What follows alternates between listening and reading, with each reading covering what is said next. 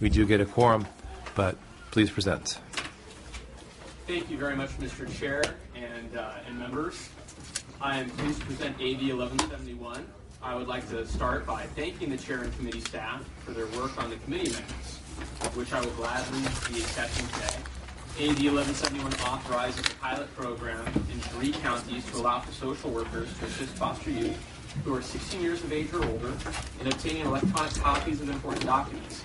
This includes copies of a Social Security card, certified birth certificate, and health records, just to name a few. This bill takes an important step towards reaching the state's goal to improve quality of care for foster children and youth by using personal health record technology to enable connectivity. Today in California, approximately 4,500 youth age out of foster care system each year. When this happens, a social worker will work with that individual to develop their Transitional Independent Living Plan, also known as TILP. One of the specific goals of the TILP is to help youth acquire knowledge of how to obtain important documents.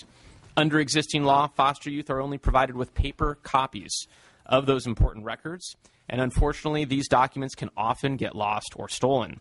Without access to these documents, foster youth can have a hard time applying for jobs, receiving health care services, and securing housing. AB 1171 will allow foster youth to have their documents more readily available. Early evidence from a small number of pioneering communities across the nation using electronic record systems for foster youth suggests that these systems can result in significant improvements to health care delivery. However, to date, very little of the public and private sector attention has focused on meeting the needs of foster care. Through a structured pilot program, this bill will provide the state important data and insight as to how electronic records can help foster youth gain greater access to services and ultimately will help in their transition into adulthood. With me today, I have witnesses in support of the bill who will speak in greater detail about the need for this important piece of legislation. Right, thank you. Your witnesses in support. Good afternoon, Mr. Chairman and members of the committee. My name is Ginny Puttyfoot, and I'm with the Children's Partnership. I direct the Health IT initiatives for vulnerable youth for the Children's Partnership. And the Children's Partnership is a national nonprofit children's advocacy organization with offices in Sacramento, Santa Monica, and Washington, D.C. We work both at the national level and also at the state and local levels in California. And I'm delighted to be here to support AB 1171 today. One of our top priorities is to promote the use of electronic record systems to improve the lives of vulnerable children and youth, such as those in the foster care system. We think this bill is important because it would authorize county pilots to demonstrate how electronic record systems can support and empower older youth in foster care as they transition into adulthood. Currently, as Assemblymember Levine mentioned, when youth emancipate from foster care, they only receive paper copies of their health, education, and other important records. These records, high school transcripts, Social Security numbers, immunization and medication records, and birth certificates, and the like, are often misplaced or lost. Electronic record systems would give these youth access to important records they need to successfully transition into adulthood.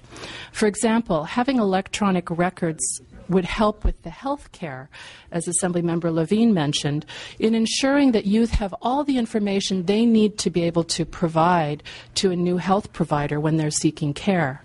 Similarly, when youth in foster care apply for college, it would assist these youth in more easily documenting their foster care status, which they need in order to gain access to important financial, academic, and social supports. Currently, electronic information exchange tends to focus on the needs of providers and agency staff responsible for overseeing the care of these vulnerable youth. In supporting county pilots to demonstrate how the use of electronic care systems, record systems, can support and empower youth in foster care, California would be amongst the leaders in the nation by placing the needs of the youth themselves squarely at the center where they belong. For all these reasons, we respectfully ask for your support for AB 1171. Thank you. Thank you. As we do have a number of bills today, I'm hoping that those speaking in opposition and in support will be brief, a couple of minutes each. Thank you. Next witness, please. Good afternoon, Chairman Stone and members of the committee. My name is Vernon Brown. I'm the CEO for Aspiranet, a statewide foster family agency. We provide services in 38 counties. And I'm here today to speak in support of the bill. And a constant reoccurring theme that occurs in foster care is acquiring records and then maintaining those records. I've been doing this work for 35 years, and I've spent many months and years of my life looking for those records. We are here today to speak to how an electronic repository for these types of records would be available to the young people who are transitioning out of foster care, and the need for them to do so and have that available. The bill calls for 3 pilots, as Assemblymember Levine spoke to, and we're hoping that this will address this issue. We have over 600 youth presently across the state in 11 counties that we're providing services for, and it is one of the most important parts of the work that we do is supporting these young people as they're transitioning into adulthood to be able to have their records and be able to understand and advocate for them having and controlling their records. So, in keeping with that, I'm here today in support of moving forward on the implementation of the pilots, and would hope that you would all support AB 1171. And now there are 2 young people here, 2 young adults, who will speak to this issue too as well. Move the bill. We are not quite yet in. We don't have a quorum yet, so hold off on the motion. But please. Oh, okay. Well, good afternoon, everybody. My name is Kevin Johnson. I'm 19 years old, and I work with the Win Youth Services as well as Health Shack program as a youth ambassador. And I just wanted to tell from my experiences working with online personal information records, I ran across a lot of homeless and foster youth, and especially the ones that are turning 18 and opting out of the system need more guidance than most, because they've been having like Social Security workers, advocates, like just helping them around with that personal information. So when they have that burden on themselves, everyone suspects them to know a lot about that information. Like, so it can be overwhelming, and like they just don't know what to do. And oh my God, I'm getting kind of nervous. Okay. Right, you're doing fine. You're doing fine. So, well, in reality, they don't like understand most of that, what happens, what comes with that, what type of responsibility they have to do. So Health Shack, I believe, can be used as a crutch where they can take time and develop the skills and like the tools that they need to maintain their own personal health, to maintain their own healthy lifestyle. Because I know from my experience, even though I wasn't a foster youth, I was homeless for a good amount of time since I was 13, moving around to state, just staying in different shelters. Having a place to put your personal information and just having a place where you gotta like keep your prescriptions and stuff isn't a main priority any longer. It's like, where am I going to sleep? How am I going to eat? Is my little brother going to be okay? So when I got into the Health Shack program, by the age of 16, I was able to take a more proactive role in maintaining a healthy lifestyle for my family, because my mother wasn't the most healthiest person. So I wanted to be able to support her in that way. So when I got into the Health Shack program and started to be able to, keep track of the prescriptions that she needed, the medications, the surgeries that my brothers were going through, I was able to just take off some of that pressure that she was having. And it just made everything more better, because it allowed us to get into a house. It allowed us to just get further in our life without having to worry about anything else. So that's why I believe that a personal online health record can provide much needed resources to these type of youth and this type of population, because it did help me. So I think that's about it. Great. Thank you. Thank you. Good job. Yes, good afternoon. My name is Arthur Wilson. I'm a former foster youth, currently in the THP Plus program with Aspiranet. I'm also a youth ambassador for the Health Shack program, which they are piloting. I was in the foster care system for 4 years, which might not seem very long compared to other youth that I've came in contact with. But while there, I noticed that whoever the person or persons caring for me at the time always seemed to have a very large amount of records on me, which they really didn't share with me for that much. And when I exited the foster care system, I only received a really small amount of them. But then not long after exiting, my apartment that I had through this TSP Plus program was broken into. And one of the things that was stolen was my safe, which contained those little bit of records. But when I tried to go back to my old group home to try to see if I could get copies of it, they had already disposed of those records for confidentiality reasons, which was just a really hard thing. But if I would have had an electronic health record at the time, then the loss of the physical copies wouldn't have been so devastating for me, because I would have still had the opportunity to be able just to go online and receive copies or things like that. And for this reason, I'm in support of the bill. I also want to just help other foster youth or just youth in general be able to help try to avoid situations like what happened to me, because it's tough having things like that stolen from you, or if you lose them during a transitional period, it can be hard. But now that I actually have an electronic health record, I feel that it's a safe place where I can actually store my records, where they're just in a safe place. And I feel it's been very beneficial, because it's a lot easier to keep track of the records because they're all digitized. They can be correlated and just processed, where they're just easily just found and stored. And one of the other things that I'm storing on the rec currently is like my resume for my job. Like when I go to my employers or people that I'm trying to get work from currently, I can actually just go online. If I don't have a physical copy with me, I can go online and just pull it from my electronic health record and just give it to them. But without that, if I would have not had a resume at the time, I wouldn't be able to do that without my electronic health record. It's one of the things that it's really beneficial to have. And yeah, that's about it. Furthermore, I'd like to just say thank you for giving me this opportunity to come here and speak today, and just be just a part of this whole thing today. Thank you. Yep. Thank you. Thank you. We're going to pause in the testimony. I believe we have a quorum. If you could call the roll, and we'll establish the quorum. Stone, Here.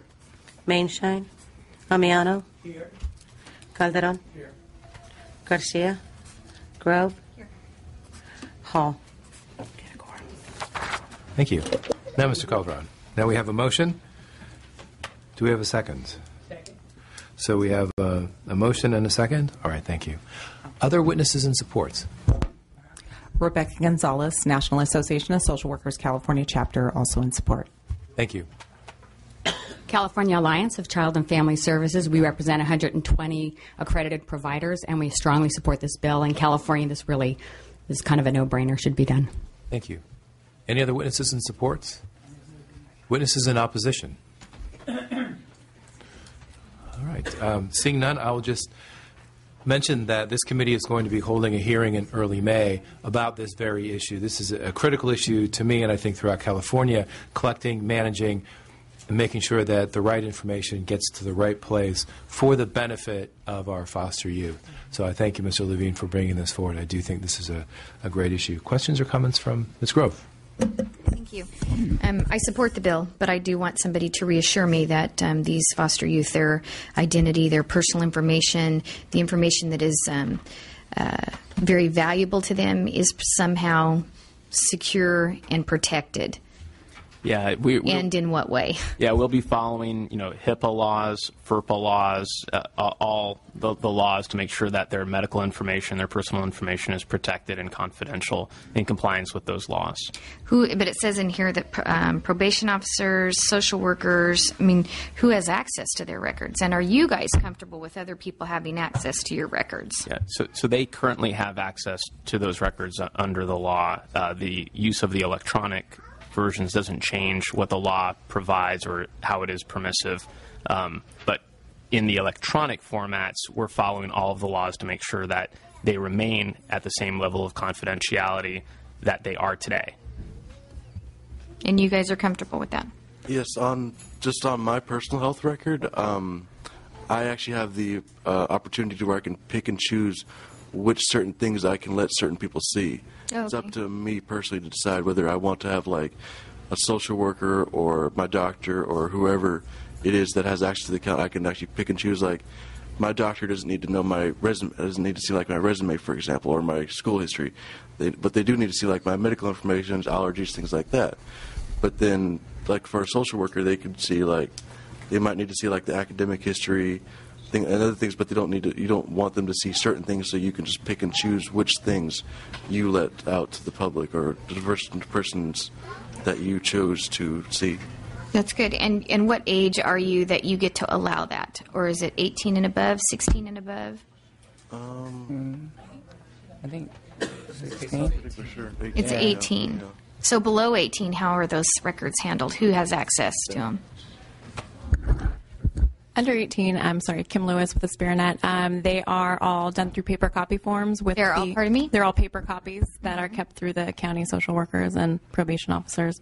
They're not shared. They're through CMS, CWS, and through the county case management system. But what about with this bill? Will they be shared if they're under 16? So the same laws are in place. We don't change those laws. What we do is we enable a pilot program so that they can be managed and saved electronically, so that people who are carrying paper copies, as was so aptly described, if they're stolen or lost, that you don't end up stuck without proper documentation of your medical history. That's so a good the, bill. the I mean, privacy it's a good bill. issues I just are want to make sure dealt with. protected. We don't touch those privacy issues here. Okay. Thank you for answering those questions. You're welcome. Other questions or comments from the committee? All right. Mr. Levine, you may close. Thank you very much, Mr. Chair and members. AB 1171 is sponsored by Aspiranet and the Children's Partnership. The bill has no opposition. I'm just grateful to be in a position of service here to respectfully ask for your aye vote. Thank you. Would you call the roll, please? Stone? And this is as amended, which the That's author right. took amendments. Thank you. Stone? Aye. Stone, aye. Mainshine? Lamiano? Aye. Lamiano, aye. Calderon? Aye. Calderon, aye. Garcia? Grove? Aye. Grove, aye. Hall? And the bill is out. Your bill is out. Thank you. Thank you. Thank you.